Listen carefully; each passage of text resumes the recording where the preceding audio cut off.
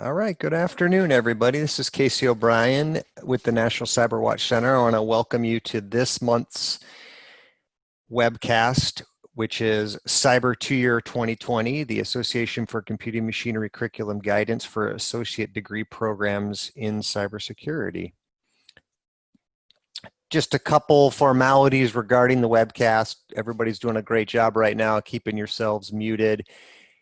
We are recording, so if you do not want to be on a recording, then the best way to communicate with the hosts, which includes myself, is by using the Zoom group chat. And feel free to ask questions of the panelists throughout using the Zoom group chat. And it's limited right now to the chat feature is limited to the hosts only, which include myself and the panelists themselves.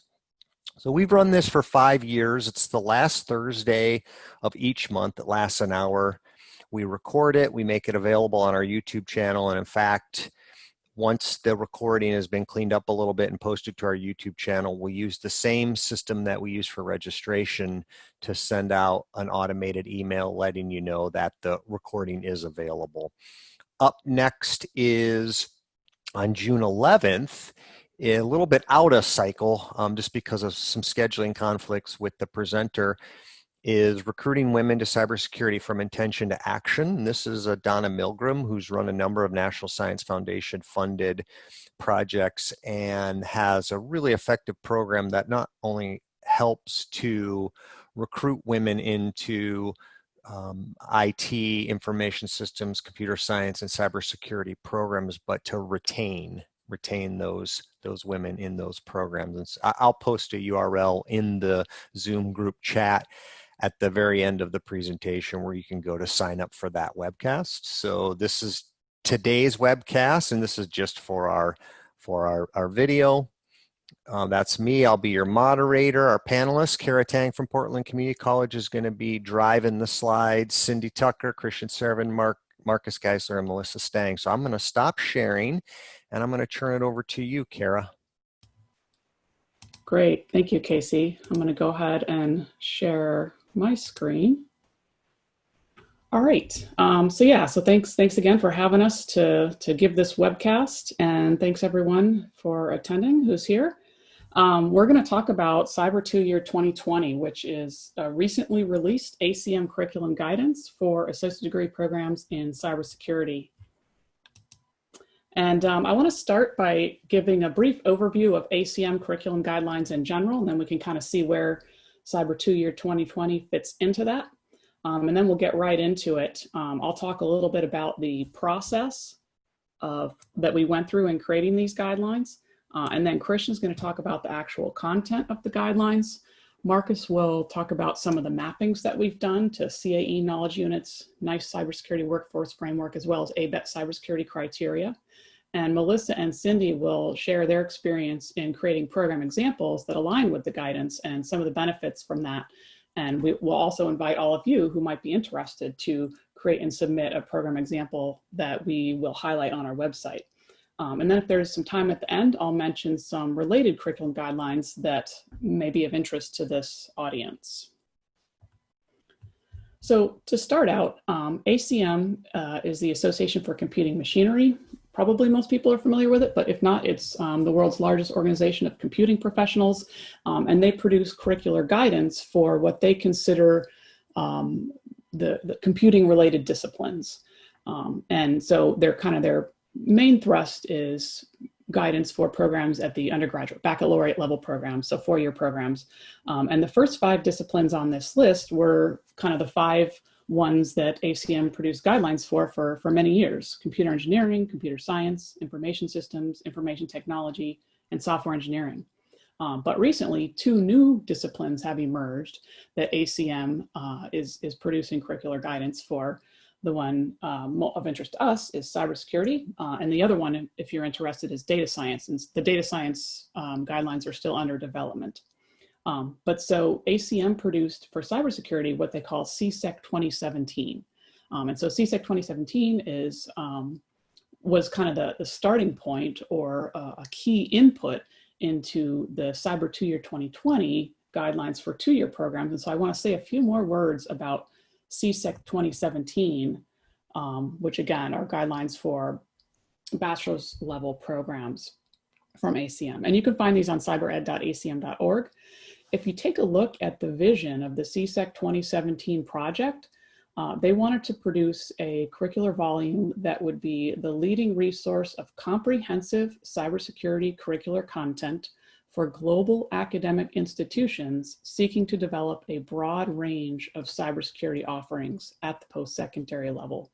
So you see words like comprehensive, global, broad range. So they were really casting a wide net with CCECC 2017. The organization of CCECC 2017, there are 8 knowledge areas, and within each knowledge area, there are various knowledge units, and within each knowledge unit, there are topics. But then there's also this idea of cross-cutting concepts. And so these are concepts that can't really be contained in a single knowledge area. So things like confidentiality, integrity, availability, risk, adversarial thinking, all of these things relate to really cut across cybersecurity content.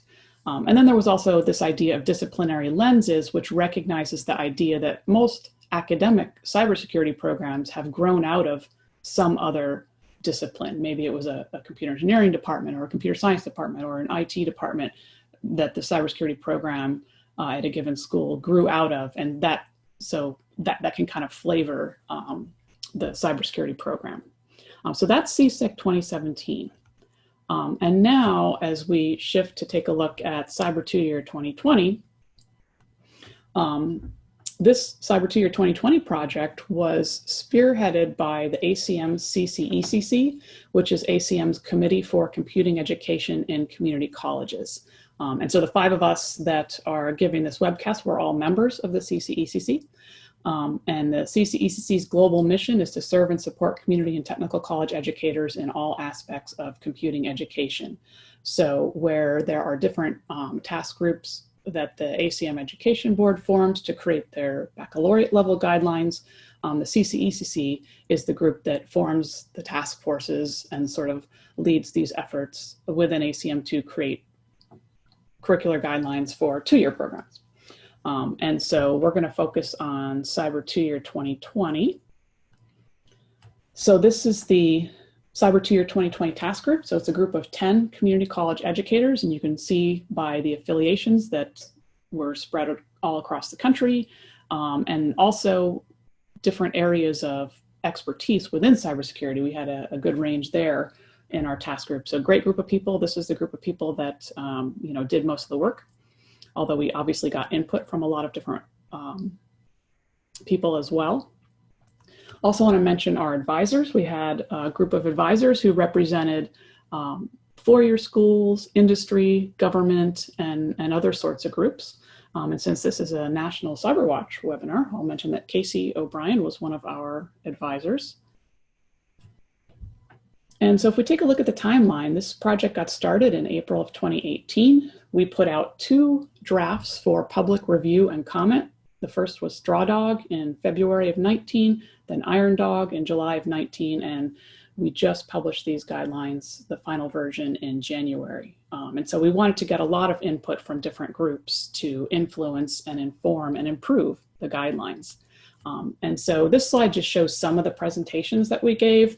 And I don't expect you to read this, but just to get an idea, we tried to hit a lot of different venues, not just ACM, even though these are ACM organized guidelines. But so we did present certainly at the ACM conferences like CCECC, like IDICE. IDICE is an international conference, so we were able to get some global input through that. But also the NICE working group, we presented at 3CS last year, some IEEE conferences, and also the ABET symposium last year as well. So we were able to get input from a lot of different groups through presentations, as well as through sending out the guidelines on mailing lists and such, and we had surveys associated with them. So it was this group of 10 community college educators that kind of did most of the work, but we got a lot of input from a lot of different people that we really appreciated. So the scope of this project, just to kind of set the stage now, curriculum guidelines for associate degree, in other words, 2-year programs. In cybersecurity, in scope, we're both transfer and career programs. So AS degrees, AAS degrees, we didn't want to, focus on one or the other. So kind of both of those are in scope for this set of guidelines.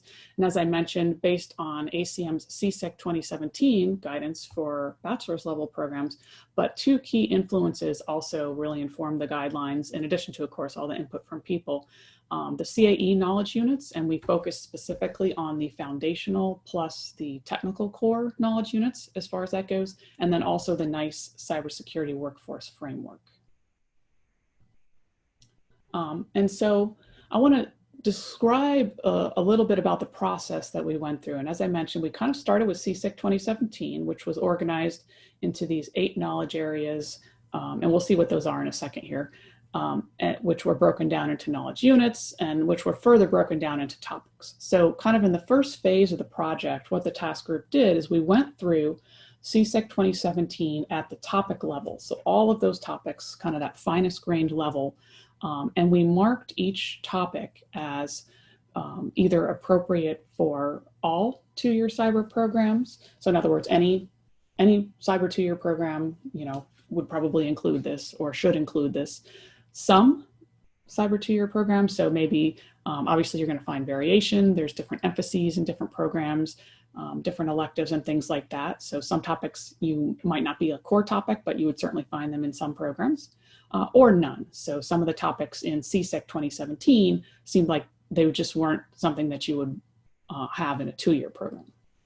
And so we kind of went through that, marking all those topics, and the topics that got marked as all ended up forming what we call in Cyber2yr 2020, the essential portion of the guidance. The topics that were marked as some end up forming what we call supplemental, and then the ones that were none, we simply didn't include. And so just to give you a sense of how that fell out, and again, this is the first phase, but the topics marked all were about 35%, the ones marked some, 42%, and the ones marked none, 22%. And so, but we didn't want to focus on topics. We really want to focus on what students could do, not just knowledge that they have in their head. And so instead of topics, we sort of use those topics as a starting point for the content, but we crafted competencies and learning outcomes. And so that was a part of that sort of second phase of the project. But then also we aligned with with the CAE knowledge units. And so we wanted to make sure that, any program that might be using Cyber2yr 2020 to create or update a program, and was also interested in going for a CAE designation, or maybe already had the CAE designation and wanted to continue that, that content was there. So we actually mapped that. There were a few places where we ended up having to add some content or perhaps change the level of some content to make sure that we incorporated everything in those CAE KUs. So we did that. And then, as I mentioned, another key influence that we kind of looked at to just sort of inform what we were doing was the NICE Cybersecurity Workforce Framework. And so with that, I'm going to hand it over to Christian to talk about the content of the guidelines. Thank you, Kara. And as Kara mentioned, the curriculum guideline focus on student competencies, and to ensure this breadth of knowledge, domains are included in the guideline. So these domains, as you can see in the slides, just come directly from data, which focuses in the protection from data, arrests during the process and in transit, moving to the software when we have the development software, the potential vulnerabilities when we have the code, moving to the component, when you have the design, the testing, the analysis, the maintenance of each of the components into a large systems. That's how you make the connection. So the connection basically just connections between the components, including both physically and logical connections. We have system security, which focuses in the systems that are composed of the components and connections. Human are the focus on protecting individuals, the data, privacy, and contrast in organizations. And that moves us to an organization security, which protects the organizations for cybersecurity threats and managing the risk support in an organization. Finally, we have societal, that is the broadly impact on the society as a whole, for better or worse. So as Kara mentioned, instead of topics, the guideline focuses on and proposes competencies and learning outcomes, being the competencies the higher level and the learning outcomes the lower level of understanding. So in this effort to be aligned to the ACM leadership and other visions, we base the definition on competency as the composition of knowledge, skills, and dispositions. So this focus on student achievement, and the competencies have been prepared using the Bloom's revised taxonomy and aligned to national cybersecurity frameworks such as NICE, the CAE, and ABET. So if you're not familiar with the Bloom's taxonomy, here it is. Yeah, we can go to the next slide. This is the 6 different levels on the Bloom's taxonomy. We have creating, evaluating, analyzing, applying, understanding, and remembering. Being remembered the lowest order of thinking skills, and creating the highest. We can go to the next one, please. Here we have, we can see the Bloom's competency distribution across 58 competencies. Notice that in this chart, analyzing level has the majority of the competencies with 18, corresponding to 31%, followed by applying level with 17 competencies, corresponding to a 29.3%, followed by understanding with 16, corresponding to a 27.6%, and finally evaluating and creating with a 6.9 and 5.2. Next, please.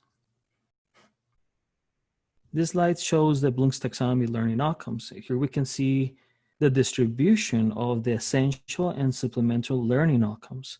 So there's a total of 107 essential and 162 supplemental learning outcomes. You can see here the distribution with highlighting the understanding Bloom's level that has the majority, the learning outcomes, with essential of 59 and 49 supplemental. Next, you can have the 55 supplemental and 31 for the essential for the applying level.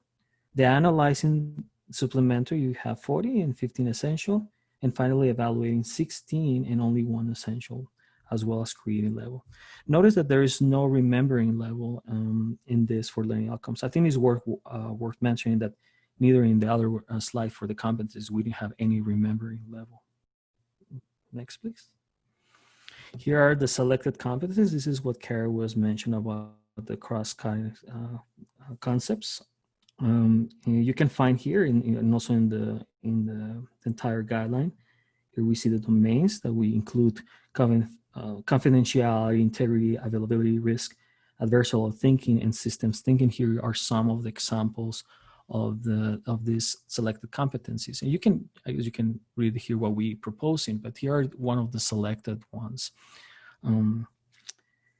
And I think we can go to the next one. If we have time, we can come back and read this once. So here are the selected for software security. And you might ask, why only software security? Well, it happens to be that this has the most competencies that we have in the document, in the guidelines. Here are 3 examples of the competencies that you can find in the guideline as well for software security. This is one of the examples that you can find in the guidelines. Write secure code with appropriate documentation for a software system and its related data. Notice that the levels of the Bloom's taxonomy are, I guess they're in gray and italics as well. And we start with the verbs that are recommended for the Bloom's taxonomy. Next, please. You can see here that each knowledge area have a card. You can visualize this through the entire document. It has a title. In this case, for example, we pick component security, followed by the definition. It's a short description about what this area focuses on description. In the middle of the card, you can see 2 columns. This is where we separate the essential competencies and the supplemental competencies. The competencies, they have a code base that you can determine in which component you're talking here. We have COM for component security. And down there you have a list of knowledge units. Here we have 4 that you can actually find in the card and in the area here. At the very bottom, you can see this segment that can be used as a map to identify in which component you are currently in the guideline and help you to reference in which part of the guideline and what other components you can move on here. Next, please. In this slide, we describe some of the benefits on how to use the guideline. Here we propose 4, which is conducting program reviews to update and create curriculum cybersecurity. We notice that these guidelines can assist in the creation for both, for the career and transfer curriculum, so as well as certificates of credentials. Facilitating programs and course articulation. So 2-year cybersecurity programs can use these guidelines to establish a conversation with the 4-year institutions that have similar cybersecurity programs. Since the cybersecurity competencies and the learning outcomes were used by ABET to develop the criteria for a 2-year cybersecurity programs, the 2-year and the 4-year institutions can benefit from the program-specific criteria provided by this document. The third one, which is aligned with government-sponsored frameworks, this competence is aligned to the NIST, the National Initiative for Cybersecurity Education, the NICE Cybersecurity Workforce Framework, as well as the CAE, the Center for Academic of Excellence, the 2019 Fundamental Core and Technical Core Knowledge Units. And finally, to interact with local advisory boards, we notice that these guidelines and competencies provide a framework for discussion of cybersecurity competencies, courses, certificates, and degrees that permit a program advisory board to review competencies and then learning outcomes based on the local needs in mind. And with that, I will give this to Marcus to discuss about Thank you very much, Christian.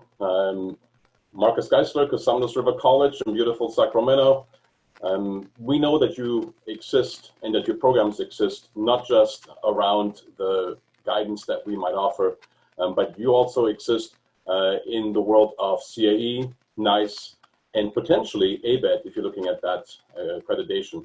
So I'll be talking about the mappings that we have created to help you correlate some of those other goals and targets that your programs might have with the guidance to give you maximum use for that. Let's first talk about the Center of Academic Excellence knowledge units that we have identified as a correlation with Cyber2yr2020. And you've got 2 categories, one the foundational core, and you've got 3 of the knowledge units there, and then the technical core. You've got 5 more. What's important to note is that 100% of all the outcomes and topics for Center of Academic Excellence content do map to Cyber2yr2020. However, do keep in mind that Cyber2yr2020 is somewhat of a superset. What that means is that you need to structure your program appropriately if you want to make sure that you can apply for and obtain CAE status. However, again, we do in the guidance cover all the areas that you would need to address. So how might that look as an example? So if you're going from the Cyber2yr2020 guidance to the CAE knowledge units, let's start in the cross-cutting competency area. And we've got one here in the CC1 designation, as we're calling it, that deals with using standard terminology, dealing with cybersecurity related issues, etc. So that is an overall competency identified within Cyber2yr2020. How does that relate to CAE knowledge units? Well, if you take a look at the Cybersecurity Foundations knowledge unit, you'll find 2 outcomes and 1 topic that correlate to Cyber2yr2020. Outcome 1, again, fundamental concepts. Outcome 5, vocabulary, terminology, and then the CIA triad and other important components under topic 10. So that's from Cyber2yr2020. If you're starting there and you want to make sure that your program can get CAE qualified and get that status, then that's one way to do it. Another way of doing it is starting with the CAE knowledge unit and working back towards the Cyber2yr2020 guidance. You might, for example, take topic 1C, inside network defense, network hardening. You will find that in Cyber2yr2020 under the connection security area, specifically Competency 3, where you would implement appropriate defenses throughout an enterprise to harden against attackers, and then the correlated learning outcome, which will be listed very similarly. And by the way, when you take a look at the learning outcomes, we also include rubrics where students partially or to an extent reach that learning outcome, or where they may exceed that learning outcome as well. Next slide, please. When it comes to the second kind of world in that which you need to exist outside of the guidance, NICE, let's face it, it's a very important tool for our programs to interface not only with industry, but also with other academic structures. We do map to that as well. And I'd like to make sure that you see why there are so many categories, actually, I'm sorry, so many competencies related to two specific categories.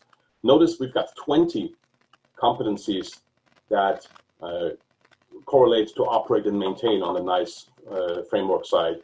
We've got 16 under protect and defend. And why would that be? Well, keep in mind, we're dealing with a 2-year program. So in the first 2 years, or in the 2 years of a cyber program, the students that would be enrolling in courses within that program would be most likely to develop competencies within the operate and maintain and protect and defend areas. You might think, analyze to an extent, yes, but that's primarily going to be a baccalaureate 4-year kind of level. Same with investigate, okay, at that higher level. So that's why the number is the numbers stick out again for operate and maintain and for protect and defend.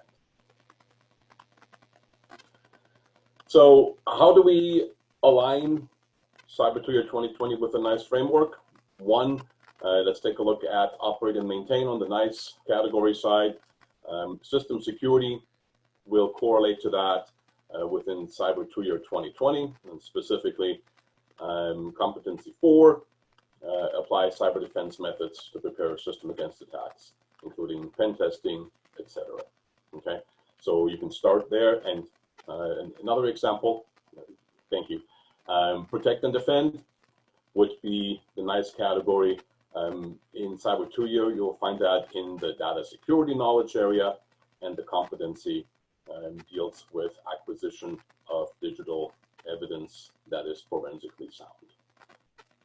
Next slide, please. Now, one other important factor that we have drawn from other guidance that has been issued by the ACM, specifically in this case from IT 2017, is the idea of a competency. And IT 2017 defined competencies as knowledge, skills, and certain dispositions and the combination thereof. And notice that to an extent, but not really, maps to the abilities, knowledge, skills, and tasks outlined in the NICE framework.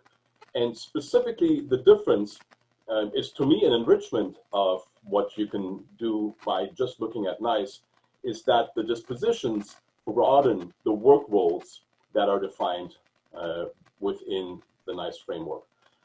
So not only are you dealing with the technical skills and knowledge and abilities, but then also those personal qualities, socio-emotional skills.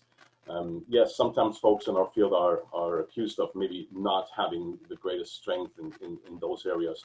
And here's your opportunity to add that into a program. It makes things a bit less task specific, but it builds the whole human, that education piece rather than the training piece.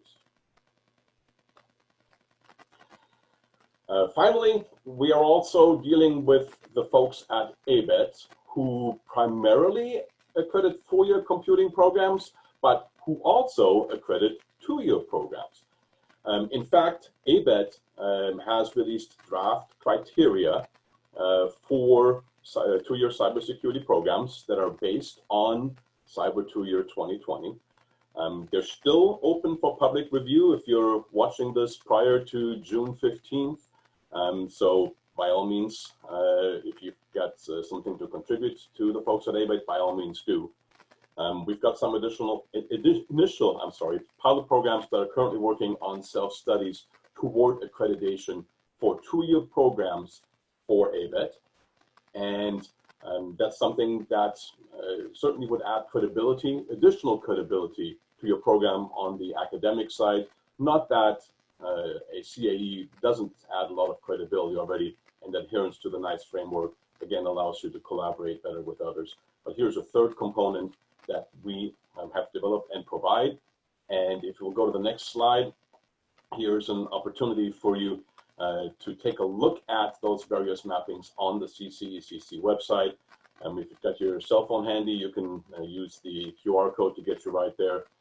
Otherwise, the link is right here. And if you're watching the recording, you can also certainly stop it and visit us at the CCECC website.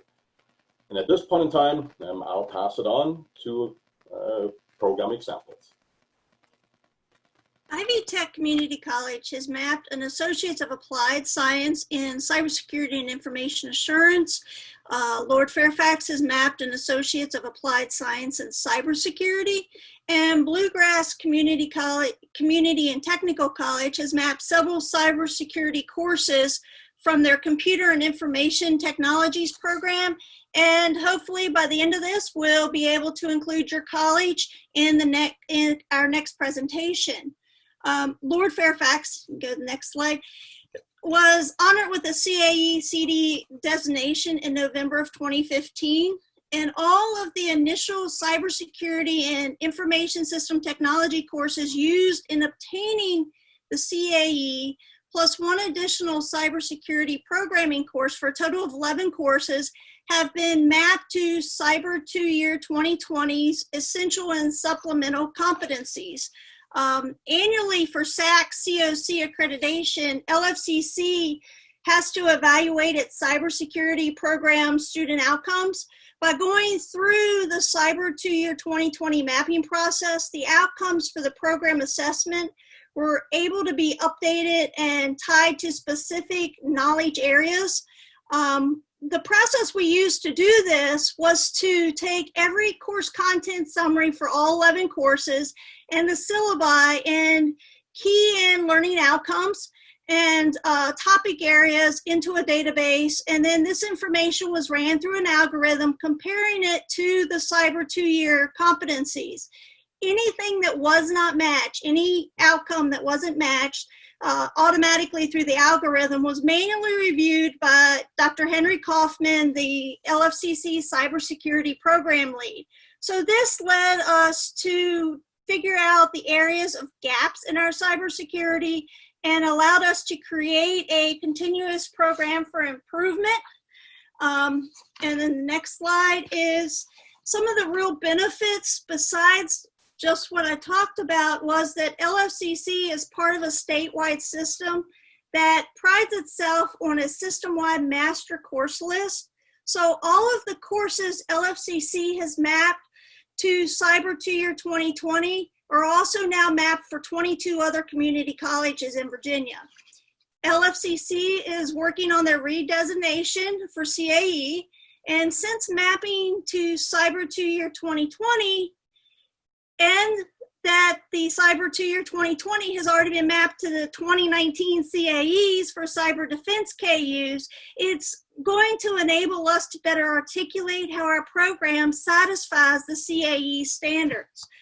Through the CCECC's presentation at our annual Virginia Cybersecurity Education Conference, statewide usage has begun for mapping K-12 Virginia Department of Ed cybersecurity courses to the NICE framework, and which then can be trace mapped to CAE and ABET through Cyber2yr2020 competency mappings to build a large graphical pathway from Virginia K-12 cybersecurity courses to the Virginia Community College Cyber Associate and Certificate programs to bachelor and beyond cybersecurity degrees.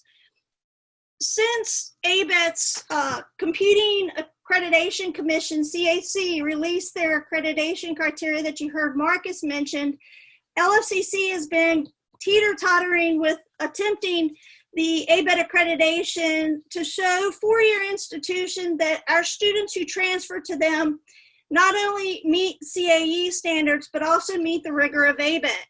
With Cyber2yr2020 already having ABET's CAC student outcomes and curriculum matched, it helps us to identify any shortcomings that ABET may question should we proceed. So also, one of the things that came out of this was a new initiative, and in the fall, LFCC will be the first in the state of Virginia to offer an Associates of Science specialization in cybersecurity engineering. So several of the courses in the AAS degree are also within the AS specialization. Having mapped these already with the AS degree is now partially there to become CAE or ABET accredited also. So in summary, having mapped to Cyber2yr provided LFCC's administration, faculty, and advisory committee an easy way to see how our cybersecurity programs are articulated and designated and meeting those standards, but also meeting the workforce needs through the mapping to the NICE framework. And our Excel spreadsheet with our mappings can be found on the CCECC's website. So at this time, I'll turn it over to Cindy. Well, Bluegrass is like Virginia, or Kentucky is like Virginia, in that we have a community college system. Bluegrass, BCTC, is one of 16 community colleges in Kentucky, and our Computer and Information Technologies program is a statewide curriculum that's shared by all the colleges. We do not have 16 different programs. We actually have one that is shared by all. So curriculum development is always challenging to get 16 colleges to agree.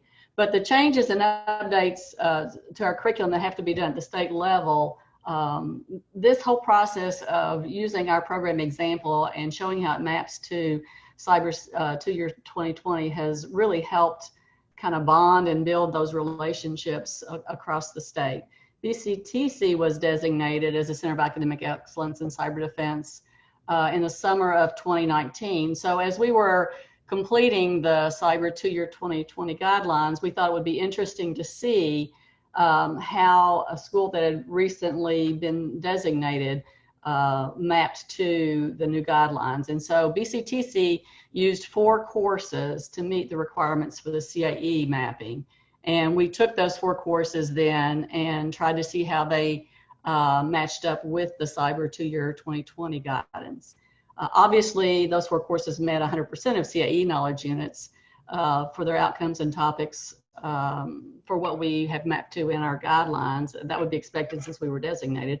But when we looked at those 4 courses and we mapped them to the Cyber2yr2020 guidelines, they mapped to 100% of the essential competencies, and actually even mapped to 83% when you looked at the essentials and the supplemental competencies.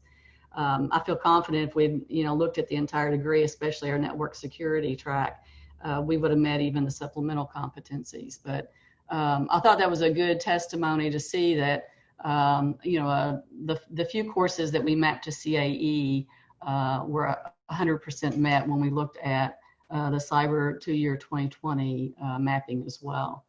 BCTC realized a lot of benefits from going through this program example and this mapping. Anytime you do a comparison of your program to a national guideline like CAE or like this guideline, it is a great opportunity to really look at the program at a very fine, granular level. You know, we have annual program reviews, health assessments that we do at Bluegrass, you know, each year. But in going through this, we were able to look at the actual content and how we teach the content, and even some of the assignments that we do. And I think our faculty were just amazed at how much it helped us see, like Melissa was talking about, you know, finding the gaps or even maybe some weaknesses in your curriculum and improving those. So that detailed analysis of our curriculum was such a huge benefit to Bluegrass. When we compared our curriculum, our statewide curriculum, to the national guidelines, it helps validate our curriculum. I think that the same could be true of anybody that takes their program and tries to map it to Cyber2yr2020 as a program example. It also helps support, you know, changes to your curriculum and future updates. For example, prior to the program example that we did, Bluegrass has a 4-course dual credit certificate in informatics programming. We established through a grant, and through that we were able to develop a statewide pathway in K through 12 into the 2-year colleges. We're currently working now on an extension of that grant to be able to identify these 4 courses and develop a pathway in cybersecurity from K through 12, just like we did with the informatics programming certificate. We have schools that are already interested in starting that. We work with 5 high schools right now, and so we're very excited that we'll be able to offer a cybersecurity academy with 4 dual credit classes in cybersecurity. We are also partnering with some of the other community colleges in Kentucky to develop an AAS and an AS degree in cybersecurity. We anticipate that the curriculum will be completed by August of this year, and we'll go through the approval process both at the local college, and then we have to go to our state curriculum committee as well. And our board of directors from the system office has to approve it. So we anticipate being able to offer that in the fall of 2021. But all of this, you know, came about as a result of being involved in this process of comparing our curriculum to these national guidelines and to Cyber2yr2020 specifically, and being able to then to improve courses that we had, and also now look at offering a new AAS and a new AS degree in cybersecurity. So that really helps us in that regard. Now, anyone could benefit from this. Any 2-year program that has a computing discipline that has a strong cybersecurity track or emphasis, or has a cybersecurity degree, we would love to see you highlight your cybersecurity program. We'd love to see you map it to the Cyber2yr2020 guidance that we have. You can see on the screen now that there's a QR code or the website that you can go to. We would love to have your program highlighted on our website. So we would look to see for any of you all to either reach out to us or go to the website and download the instructions and spreadsheet for mapping your program to our guidance.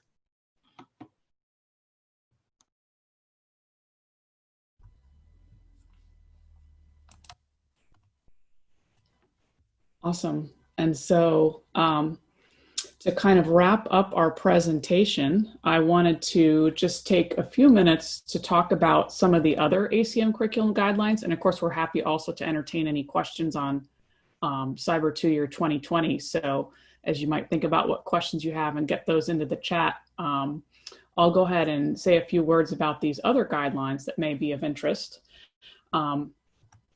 So we have the Information Technology IT 2-year 2014 guidelines.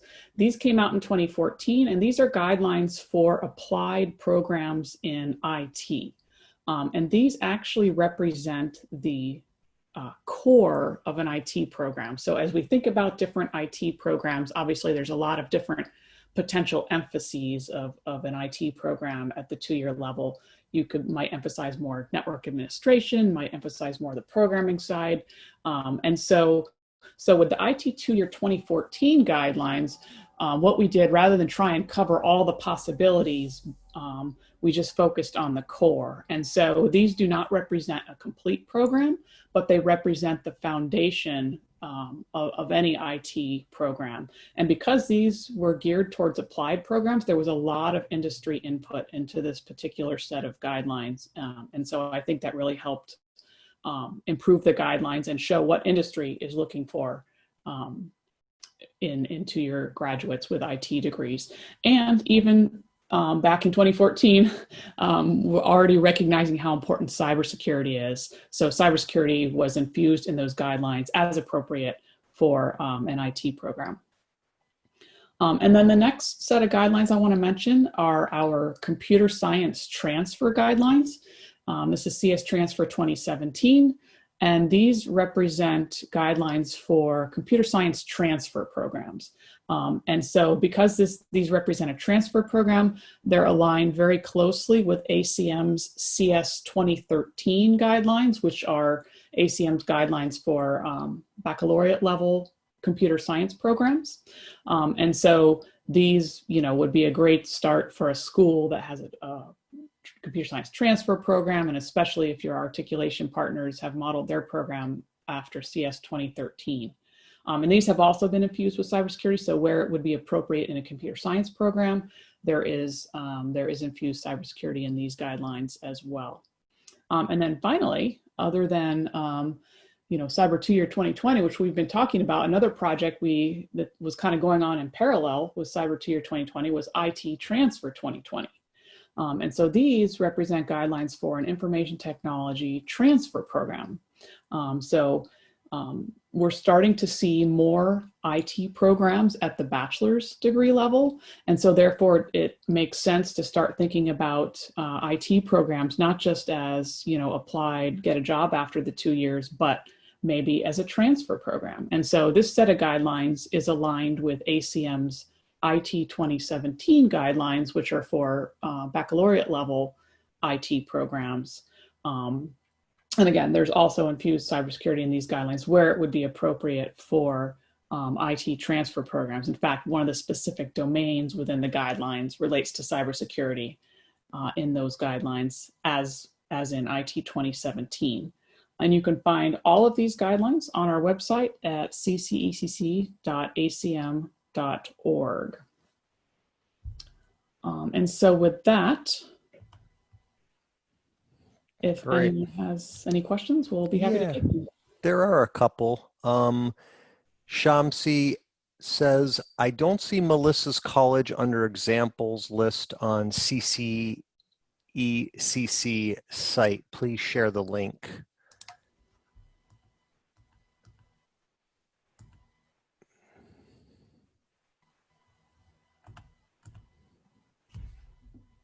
Also, if you go to the CCECC.acm.org website and click on guidance, cybersecurity, you'll see it there too. Thank you. Can you post that in the Zoom group chat, please? Just what you said, or the link, that'd be helpful. And there was another question. When you mentioned career versus transfer degrees, does that imply that the career degrees do not currently articulate into bachelor's programs in your area? That's a great question.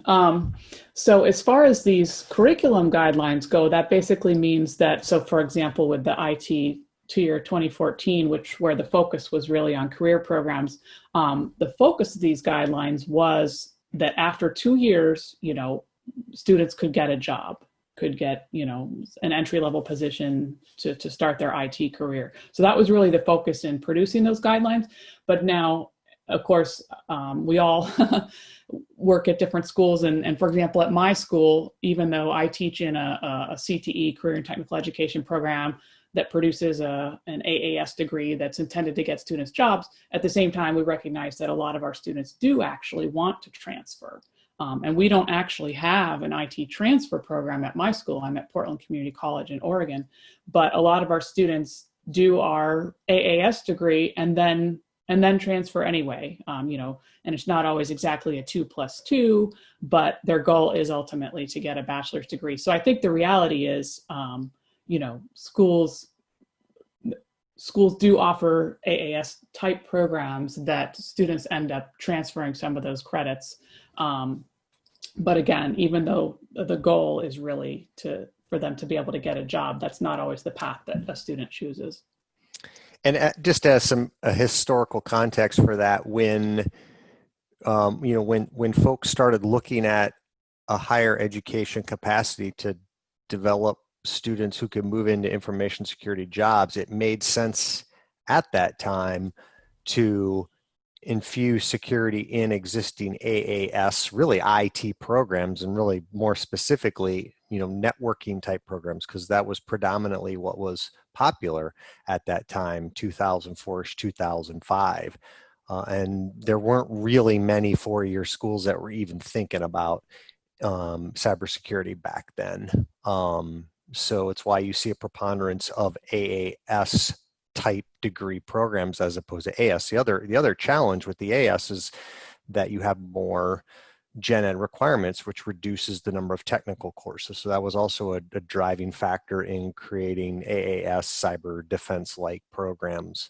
But there are a number of four-year schools nationally that will, you know, that specifically look to recruit students from two-year programs. And they'll take many credits, upwards of 60+ credits in some cases, from those two-year schools. Any other questions for our panelists? There's another one. In North Texas, our AAS articulates into BAAS at several area universities, mostly because back in 2014, the Department of Defense wouldn't bring in anybody without a bachelor's. Yeah, makes sense. And that's certainly a challenge today, right? Is this somewhat arbitrary baccalaureate requirement for jobs? I think you're going to see, as you know, as companies compete for talent, that they're going to have to get creative in their hiring practices if they're going to be competitive, and that's going to include looking at, you know, two-year programs, which quite frankly have been around a lot longer and in many cases are more mature and quite frankly, you know, are more hands-on focused. So I'm preaching to the choir here though. Our next webinar, webcast, is June 11th, Recruiting Women to Cybersecurity from Intention to Action, and I posted the URL to register for that event. I want to, first of all, thank our panelists. I want to thank Kara, Cindy, Melissa, Marcus, and Christian, not only for presenting today, but for all of your work over the years in the various areas you all work, for leading professional development workshops, for being real, you know, leaders in this space. So, you know, dual thanks to you five for your continued impact you make in the two-year space. And I want to thank you all. Once this recording is been posted to our YouTube channel, I'll send out an email with links to the recording. And I want to thank you all for all you're doing to keep yourself, your family, and others safe and healthy. And we'll see you next time on the next National CyberWatch Center webcast. Take care.